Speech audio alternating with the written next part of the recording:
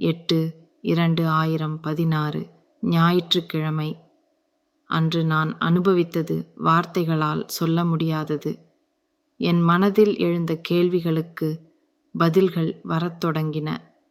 நான் குழம்பிப் போனேன். யார் என் கேள்விகளுக்கு பதில் சொல்கிறார்கள் என்று கேட்டேன்.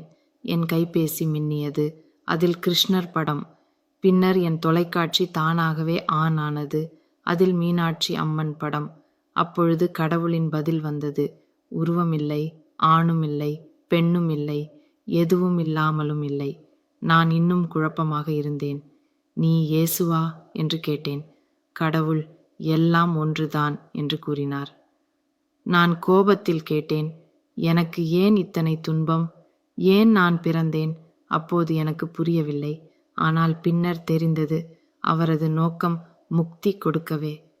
கடவுள் மேலும் சொன்னார், அறியாமல் செய்யும் தவறுக்கும் தண்டனை உண்டு. நான் கேட்டேன், எனக்கு ஆதரவு தர யாரும் இல்லையே? அவர் சொன்னார், யாரும் இல்லாத போதுதான் நீ என்னை அடைய முடியும்.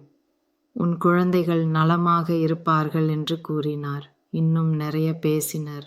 மனித ஆசைகள் வீசஸ் முக்தி பாதை. அந்த நேரத்தில் நான் முக்தி என்றால் என்னவென்று அறியவில்லை. எனக்கு வேண்டியது ஒரு சாதாரண மனித வாழ்க்கைதான். கடவுள் என்னிடம் ஏதாவது செய்யச் சொன்னார். நான் சொன்னேன், எனக்கு ஒன்றும் தெரியாது என்று. இங்கு உதவிக்கு யாரும் இல்லை.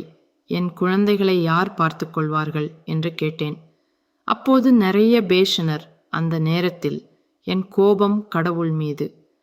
நான் கோபமான உடனே கடவுள் என் கேள்விகளுக்கு பதில் சொல்லவில்லை. ஆனால் கடவுள் என்னை விட்டு செல்லவில்லை. அடுத்த நாள் மே 9, 2016 திங்கள். என் வாழ்க்கையில் மிகப்பெரிய நாள். நான் என் அடுத்த வீடியோவில் தொடர்கிறேன். என் வீடியோவை பார்த்ததற்கு நன்றி.